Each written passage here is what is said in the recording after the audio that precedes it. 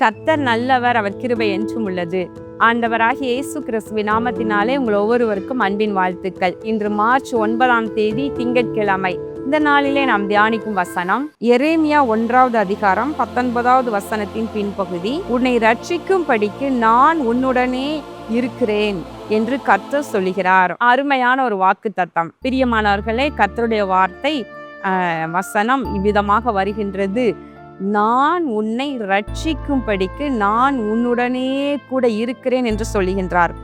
உன்னை ரட்சிக்கும்படியாக நான் உன் கூடவே இருக்கிறேன் என்று சொல்லுகின்றார்.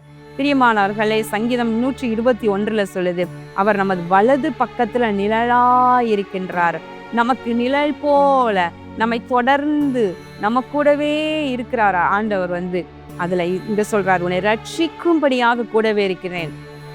எந்த சூழ்நிலையிலும் எந்த நேரத்திலும் கூட கர்த்தர் நம்மை ரட்சிக்கும்படியாக, நம்மை மீட்கும்படியாக, நம்மை விடுதலை செய்யும்படியாக, எந்த ஒரு தீமையும் நம்மை ஆட்கொள்ளாத படிக்கு தீமை நின்று நம்மை ரட்சிக்கும்படியாக கர்த்தர் நம்முடனே கூட இருக்கின்றார். இங்கு எரேமியாவோடு பேசும்போது ஆண்டவர் இந்த வார்த்தை சொல்லுகின்றார்.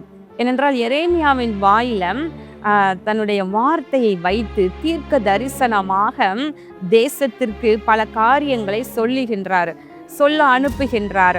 அதனால அவருக்கு விரோதமாக சில தீமைகள் வரலாம் இல்லையா, ராஜா அவருக்கு விரோதமாக எழும்பலாம், அவரை கொல்லுவதற்கு கூட திட்டம் போட்டாங்க, சிறைச்சாலையில் அடைச்சு வைக்கிறாங்க பார்க்கிறோம். இந்த எரேமியா புத்தகம் முழுவதையும் வாசித்து பார்க்கும் பொழுது எரேமியா அவர்களை குறித்து தீமையான மொழிகளை, அதாவது தீர்க்க தரிசனமாக சொல்கிறார் என்ற காரணத்தினாலே அவரை வெறுக்கிறாங்க.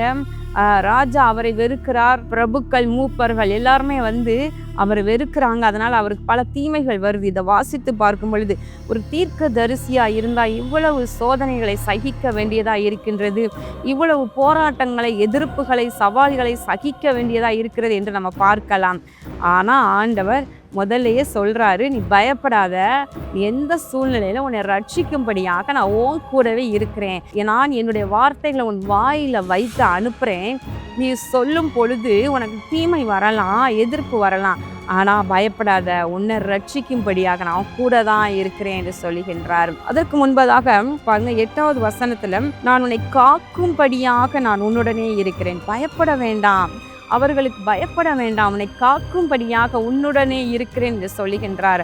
அப்போ கர்த்தர் நம்மோடு கூட நம்மை காக்கும்படியாக, நம்மை ரட்சிக்கும்படியாக நம்முடனே இருக்கின்றார். நீங்க பயப்படாதீங்க.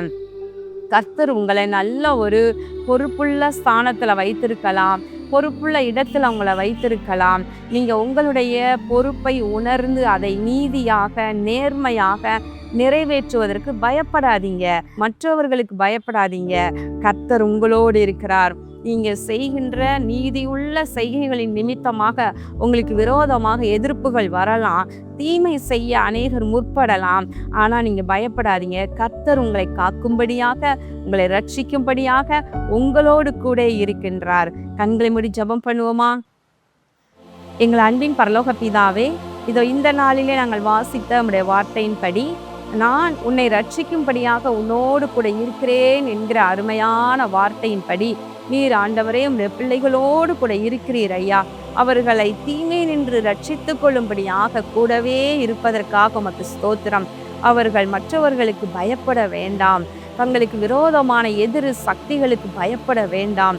கர்த்தர் கூட இருந்து பிள்ளைகள் செய்ய வேண்டிய காரியத்தை செய்து முடிக்க பலனை, கிருபையை நீ கட்டளையிடும்படியாய் நான் ஜெபிக்கிறேன். இயேசு கிறிஸ்துவின் நாமத்தினால் இந்த ஜெபத்தை ஏறெடுக்கின்றேன் நல்ல பிதாவே, ஆமேன். கர்த்தர் உங்களை ஆசீர்வதிப்பாராக. ஆமேன்.